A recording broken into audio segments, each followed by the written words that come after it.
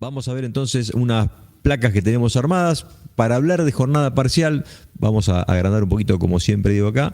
Antes de hablar de jornada parcial, tendríamos que definir qué es la jornada completa para poder desde luego decir o definir la jornada parcial. En principio tendremos que hablar de lo que es la jornada de trabajo, la jornada de trabajo, perdón. Vamos a ver que lo que les voy a contar hoy básicamente está todo en la Ley de Contrato de Trabajo o en la 11.544, que es la que habla de la jornada. En principio, el artículo 197 dice que la jornada de trabajo es todo el tiempo en el cual el trabajador esté a disposición del empleador, digamos, ¿sí? Y la actividad no puede estar en beneficio propio, sino en beneficio del empleador. Eso como definición para simplemente tenerlo presente. Ahora, lo que nos importa hoy es cuánto tiempo, digamos, ¿no? Entonces, vamos a ver entonces cómo la 11.544 define como la jornada legal. Acá es importante la palabra legal, porque lo define la ley básicamente.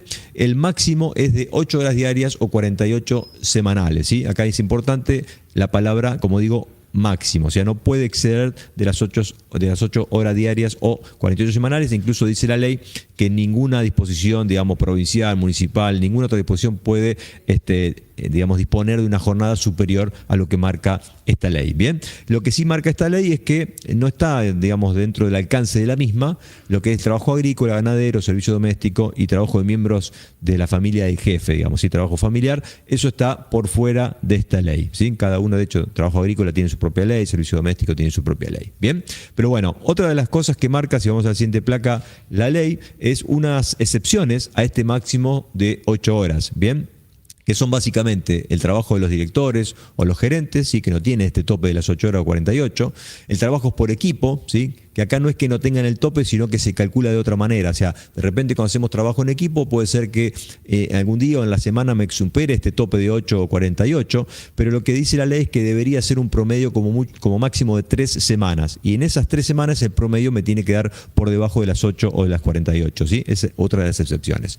Y por último, también marca la ley caso de urgencia, fuerza mayor, para garantizar la marcha regular del establecimiento en la medida que, digamos, no se puede hacer en el horario normal, ¿sí? Si exige superar esas 8 horas por caso de urgencia, de fuerza mayor, como dice, estaría dada también la excepción. Bien, bueno, otro tema interesante que marca la ley es la jornada nocturna. Si en principio definamos, o define, mejor dicho, que el horario nocturno está dado entre las 21 horas y las 6 horas del día siguiente, ¿sí? Si trabajamos en esa franja horaria, estamos frente a trabajo nocturno. Entonces acá hay que distinguir si la jornada es íntegramente en horas nocturnas, ¿sí? Si de repente trabajo de las 22, de las 21 a las 5 de la mañana, es íntegramente nocturno, con lo cual debería trabajar como máximo 7 horas, serían hasta las 4 de la mañana. Ahora, ¿qué pasa cuando la persona trabaja algunas horas diurnas y algunas horas nocturnas? Ahí lo que marca la ley básicamente,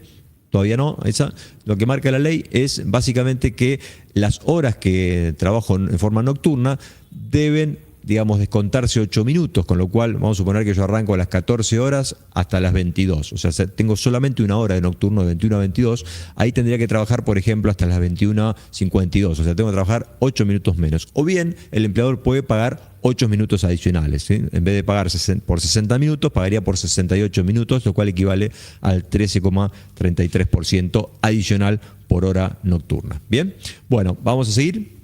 Ahora sí, otra de las excepciones a lo que es las 8 horas son lo que es trabajos o tareas insalubres. Ahí vamos a tener un tope máximo de 6 horas diarias o 36 horas semanales. Obviamente uno no puede decir que es insalubre, sino que esto tiene que estar dado y avalado por, digamos, la autoridad competente. Bien, vamos con la siguiente.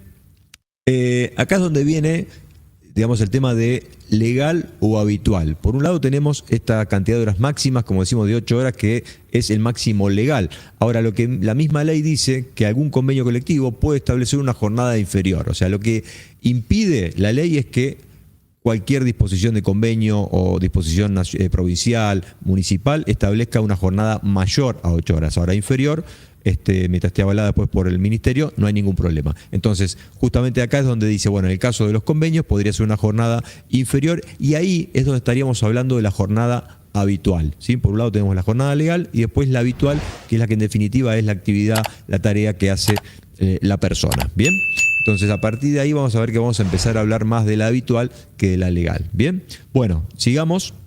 Otra de las cosas que nos marca la ley es todo aquello que exceda de la jornada habitual de la persona, ¿sí? Ya sea las 8 horas, las 6 horas, las 7 horas, según digamos el convenio que esté, etcétera, van a ser horas excedentes, lo que llamamos horas suplementarias, horas extras. Bien, entonces esto es simplemente un recordatorio. Cuando hablamos de horas extras, vamos a la siguiente placa, tengan en cuenta que hay que pagar un adicional por esas horas extras, 50% adicional si son horas normales, días normales, y 100% si le hacemos un domingo, feriado o sábados después de las 13 horas, con un tope máximo de 30 horas mensuales y 200 anuales. O sea, no podemos hacer más de esa cantidad de horas extras en el mes o en el año. Bien, ahora sí, definido lo que tiene que ver con una jornada completa, vamos a ver las características que marca la ley para la jornada parcial, ¿sí? Para que haya jornada parcial, dice la ley, tiene que tener esta jornada una duración inferior, ¿sí? No igual, sino inferior a 2/3 partes de la jornada habitual. Fíjense que hablamos de la habitual y no de la legal. O sea, tengo que ver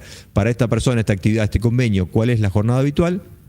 Y si trabaja menos de 2/3 partes, ya estamos frente a una jornada parcial, de tiempo parcial.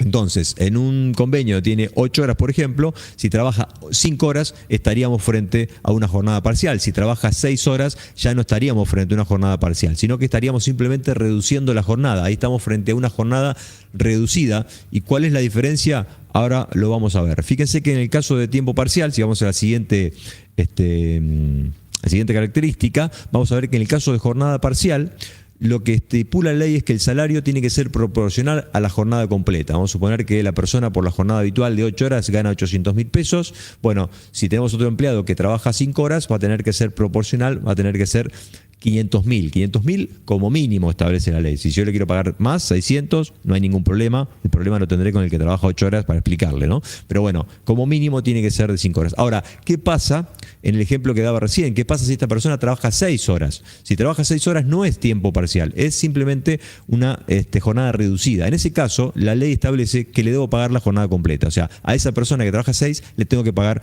las 8 horas igual. Bien, solamente la ley me avala a pagarle proporcional o menos dinero, digamos, en el caso que sean inferior a las 2/3 partes, o sea, jornada parcial. Bien, ahora sí, vamos a la siguiente.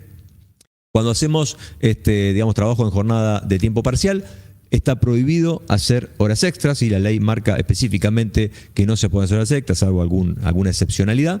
Vamos a la siguiente placa, que tiene que ver con dos cosas importantes, y acá nos vamos a meter, como les gusta decir en los martes, adentrarnos. Bueno, nos vamos a adentrar en un tema, ¿no?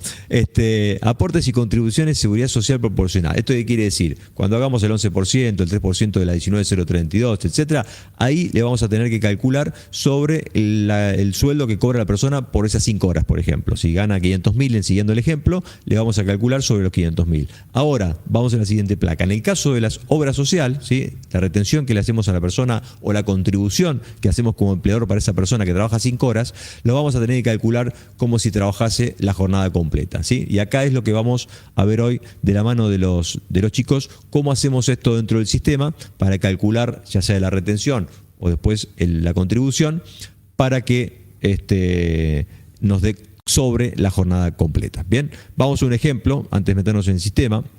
Vamos a suponer que la jornada completa habitual de la empresa es de 8 horas, la persona trabaja 5 horas, con lo cual estaríamos frente a una jornada parcial, ¿sí? Es menos de 2/3 partes.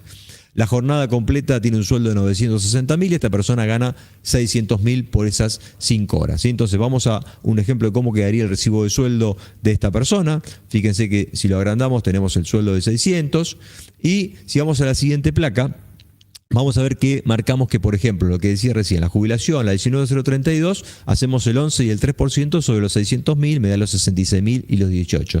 Después le calculo la obra social hasta acá como si no me enterase, digamos, de la obligación de la ley. Entonces le calculo el 3% sobre los 600, me da 18.000. Ahora bien, la ley me dice que debo hacerle la retención de obra social como si hubiese trabajado jornada completa. Entonces vamos ahora a la siguiente placa para ver qué debemos hacer. Si achicamos un poquito, fíjense que acá le pusimos un concepto que se llama obra social diferencial jornada completa.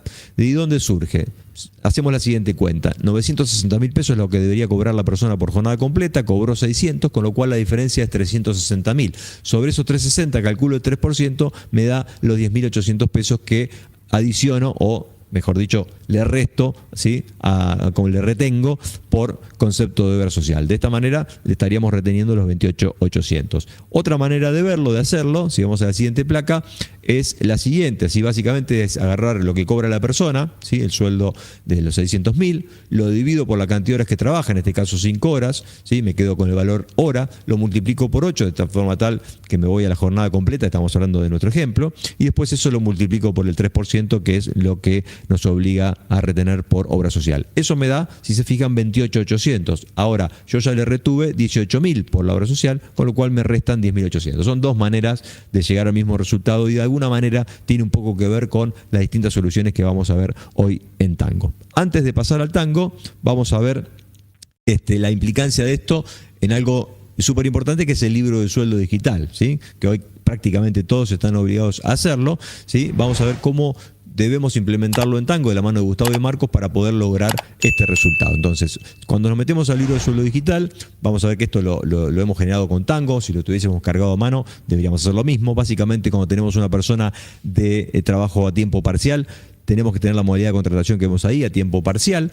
Y esto vamos a ver, ahí lo marqué con un lila, fíjense que en las bases imponibles, ¿sí? La persona tiene una remuneración bruta de 600.000, que es, digamos, la base para aportes provisionales, la base para las contribuciones, la base para el 11%, las bases para las contribuciones que tiene que pagar el empleador, son los 600.000. Ahora, la base para la remuneración o la base imponible 4 y la 8, o sea, aportes de obra social y contribuciones de obra social, tienen que ser los 960.000, que es la jornada completa. ¿Bien? Acá, si se fijan, esto no tiene nada que ver con esto, pero se los marco por las dudas. Vamos a ir a la siguiente placa. Fíjense que los últimos dos valores no dice 600, porque tenemos el importe a detraer, este famoso, digamos, descuento, o sea, mínimo no imponible, si se quiere, que me establece la ley, sobre el cual no pago contribuciones. Bueno, a los 600.000 le descuento 4.377 y me da que la base para calcular las contribuciones patronales, de seguridad social en este caso, es 595.622. ¿De dónde surge 4.377? Es el importe de traer de 7.003 y monedas que tenemos, ¿sí? Proporcionado a las 5 horas. ¿Sí? Lo divido por 8 y lo multiplico por 5 y ahí tenemos el importe de traer. Todo esto lo resuelve Tango y lo manda al libro de sueldo. Ahora, ¿cómo se enteró el libro de sueldo que tenía que ponerme 960i? Por estos campos que vemos acá, si scrollamos hacia abajo, veríamos estos campos. La base diferencial de aporte y la base diferencial de contribuciones, que en este caso coincide, que son los 360.000 pesos. Esto automáticamente Tango completa estos datos y hace incrementarme la base 4 y la 8 para el descuento de la obra social, ¿sí? Una para atrás, un toque antes de salir. En este caso, que siempre surge la duda, fíjense que arriba de la base diferencial de aporte tenemos el aporte adicional. Esto sería el caso, por ejemplo, cuando tenemos a alguien dentro de comercio, que estos famosos 100 pesos adicionales, si tienen OSECAC, eso va en ese campo, ¿sí? A diferencia de esto que va en el campo de abajo. Muchas veces hay, digamos, ciertas personas que lo ponen en el campo de arriba, este base diferencial. Lo que nos dicen los manuales de AFIP, del libro de sueldo, es que tienen que estar en este campo que marcamos con lila, y así lo hacemos automáticamente desde Tango.